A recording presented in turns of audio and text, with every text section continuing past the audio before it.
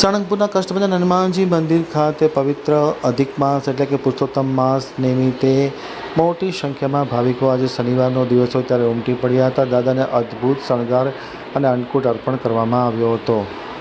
હવે જોઈએ સાળંગપુર આમતક ન્યૂઝ બ્યુરોમાંથી ચિંતન વાગડિયાનો એક વિસ્તૃત અહેવાલ.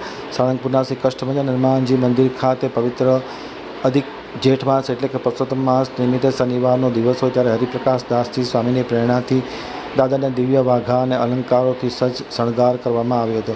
મંદિરના ગર્ભગૃહને સુવર્ણ આશીર્વાદ આપતા બે વિશાળ સવર્ણ હસ્ત કળશના પ્રતીકોથી સુશોભિત કરવામાં આવ્યો હતો. આગળના ભાગમાં વિવિધ પાત્રોમાં પેંડા, બરફી, લાડુ, કાજુ કતરી વગેરે પ્રકારની મીઠાઈ અર્પણ કરવામાં આવી હતી. સવારે 5:30 કલાકે મંગળા આરતી, 7 કલાકે શણગાર આરતી કોઠારી વિવેક સાગરદાસજી સ્વામી દ્વારા કરવામાં આવી હતી. સાંજે પૂજન કરવામાં આવ્યું હતું અને હનુમાન ચાલીસા યજ્ઞનું પણ આયોજન કરવામાં આવ્યું છે. તેમાં મોટી સંખ્યામાં ભાવિકો આહુતિ આપી રહ્યા છે.